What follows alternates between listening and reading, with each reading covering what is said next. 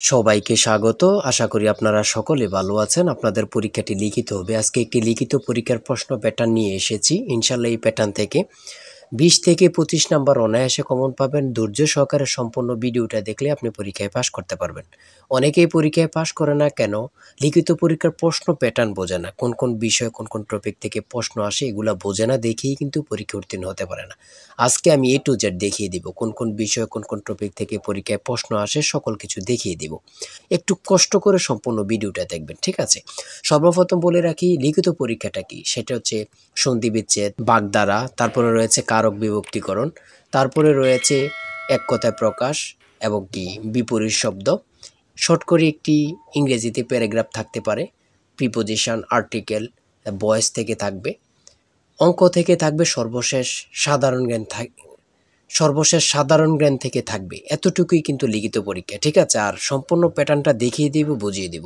তার আগে বলে রাখি, আপনারা যারা পরীক্ষা দেবেন আপনাদের জন্য শর্ট করে পরীক্ষার প্রশ্ন প্যাটার্ন যেমন থাকবে সেম প্যাটার্নে আমরা একটি চূড়ান্ত সাজেশন তৈরি করেছি।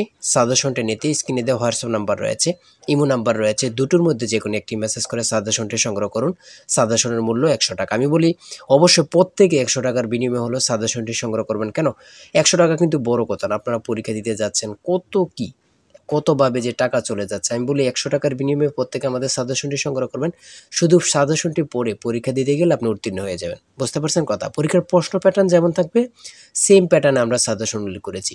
তাই বলি প্রত্যেকে আমাদের সাজেশনটি সংগ্রহ করবেন। মূল কথায় চলে আসি। দেখেন এখানে রয়েছে সন্ধি বিচ্ছেদ থাকবে। সর্বপ্রথম সন্ধি বিচ্ছেদ থাকবে, 5টা সন্ধি বিচ্ছেদ থাকবে। 5টা সন্ধি বিচ্ছেদের জন্য 5 নাম্বার আপনাকে দেয়া হবে, ঠিক আছে? আমি শুধু মূল বিষয়গুলো দেখিয়ে দিচ্ছি, বুঝেন আগে কিন্তু।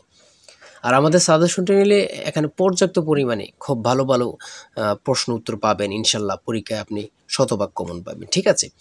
তারপরে 2 নম্বরে যেটা রয়েছে ব্যাস বাক্য সহ সমাস নির্ণয় করুন। ব্যাস বাক্য সহ সমাস নির্ণয় করুন। এখানে 5টা থাকবে, 5টার জন্য 5 নাম্বার আপনাকে দেয়া হবে। তারপরে 3 নম্বরে রয়েছে কারক ও বিভক্তি নির্ণয় করুন। এখানে 5টা কারক ও বিভক্তি থেকে দেয়া থাকবে। আপনি এটা যদি পারেন তাহলে 5 নাম্বার আপনাকে দেয়া হবে। আর আমাদের সাজেশনের প্রত্যেকটি প্রশ্নের ব্যাখ্যা ও সমাধান সহ দেয়া আছে কিন্তু, হ্যাঁ? গণিতের, ইংরেজি সকল কিছুর প্রশ্নের ব্যাখ্যা ও সমাধান সহ পেয়ে যাবেন। তারপরে 4 নম্বরে রয়েছে এক কথায় প্রকাশ করুন। এখানে 5টি এক কথায় প্রকাশ থাকবে, প্রত্যেকটার জন্য 1 নাম্বার করে, 5টার জন্য 5 নাম্বার। তারপরে 5 নম্বরে রয়েছে অর্থ সহ বাক্য রচনা করুন। এখানে 5টা দেয়া থাকবে, 5টার জন্য 5 নাম্বার আপনাদেরকে দেয়া হবে। তারপরে দিয়েছে দেখেন শুদ্ধ বানান লিখুন। এখানে দিয়েছে কি শুদ্ধ বানান লিখুন, 5টা থাকবে, 5টার জন্য আপনাদেরকে 5 মার্ক দেয়া হবে। তারপরে দেখেন এখানে অ্যাপ্রোপ্রিয়েট ওয়ার্ড থেকে দিয়েছে, 5টা থাকবে, 5টা থেকে 5 নাম্বার আপনাদের থাকবে, ঠিক আছে? তারপরে ভয়েস থেকে দিয়েছে, 5টা ভয়েস দিয়েছে, 5টার জন্য 5 নাম্বার আপনাদেরকে দেয়া হবে। প্রত্যেকটি প্রশ্নের জন্য কিন্তু 1 নাম্বার করে, হ্যাঁ? বলে রেখে অবশ্যই আমাদের সাজেশনটি পদ থেকে সংগ্রহ করবেন। ইনশাল্লাহ আপনি পরীক্ষা উত্তীর্ণ হয়ে যাবেন। তারপরে 9 নম্বরে এখানে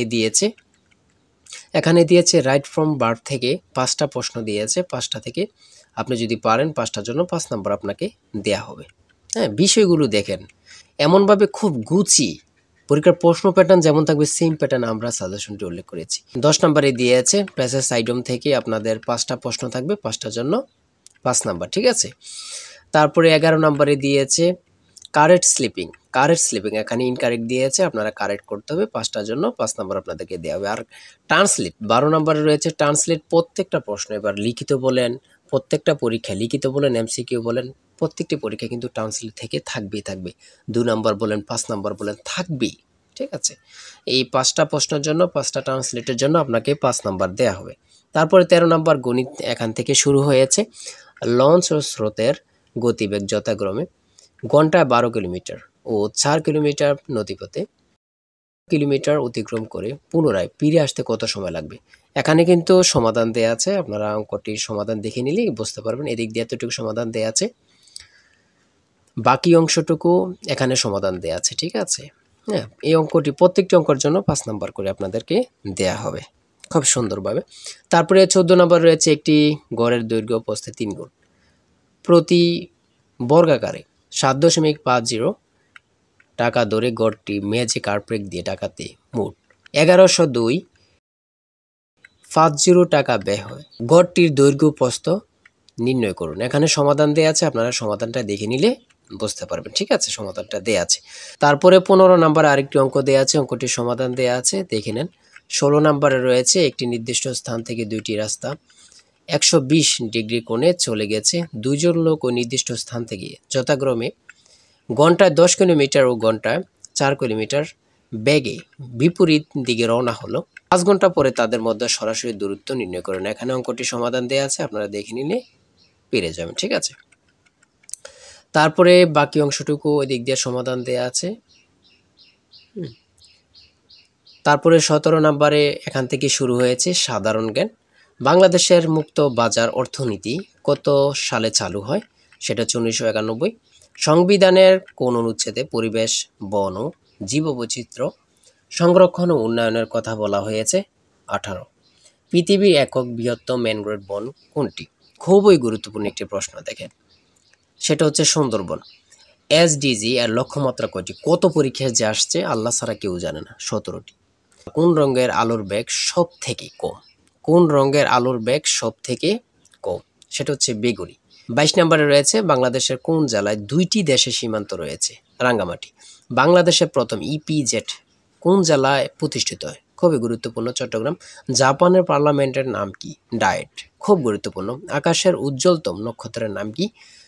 লুব্বক। তারপরে 26 নম্বরে রয়েছে কোন উদ্ভিদের কাণ্ড রূপান্তরিত হয়ে পাতার কাজ করে? সেটা হচ্ছে পনি মনসা। তারপরে 27 নম্বরে রয়েছে খরিফ শস্য বলতে কি বোঝায়? গ্রীষ্মকালীন শস্য। ঠিক আছে। 28 নম্বরে রয়েছে CIRDAP এর সদর দপ্তর কোথায় অবস্থিত? ঢাকাতে। প্রাকৃতিক গ্যাসের প্রধান উপাদান কি? মিথেন। খুবই গুরুত্বপূর্ণ। তারপরে 30 নম্বর রয়েছে UNFCCC এর পূর্ণরূপ কি? United Nations framework convention on climate change. তারপর 31 নম্বর রয়েছে ভুটানের মুদ্রার নাম কি? গোল্টাম। খুবই গুরুত্বপূর্ণ, আমাদের পার্শ্ববর্তী দেশের নাম, দেশের মুদ্রার নাম আমরা যদি না জানি তাহলে তো এটা কেমন না। সর্বশেষ 32 নম্বরে কিছু অংশ দিয়েছে, সেটা হচ্ছে জলবায়ু পরিবর্তনের বিরূপ প্রভাব নিরসনে উপকূলীয় বনায়নের গুরুত্ব কি, বা এখানে অনুচ্ছেদ একটি দিতে পারে, শর্ট করে 5 নম্বর এখানে দেয়া থাকবে। এটা থাকতেও পারে, না থাকতে পারে, এটা নিয়ে কোনো টেনশন নেই। সর্বশেষ সাধারণ জ্ঞান থাকবে। ঠিক আছে, যারা চূড়ান্ত সাজেশনটি সংগ্রহ করতে চান এই নাম্বারে হোয়াটসঅ্যাপ ইমোতে মেসেজ করে দ্রুত আমাদের সাজেশনটি সংগ্রহ করুন, ইনশাল্লাহ আপনি পরীক্ষা উত্তীর্ণ হবেন। আবারও বলে রাখি, প্রত্যেকে সাজেশনটি সংগ্রহ করবেন, 100 টাকা কিন্তু বড় কথা। ভালো থাকবেন, সুস্থ থাকবেন। ভালো লাগলে চ্যানেলটি সাবস্ক্রাইব, পেজটি ফলো দিয়ে আমাদের সঙ্গে থাকবেন। আল্লাহ হাফেজ।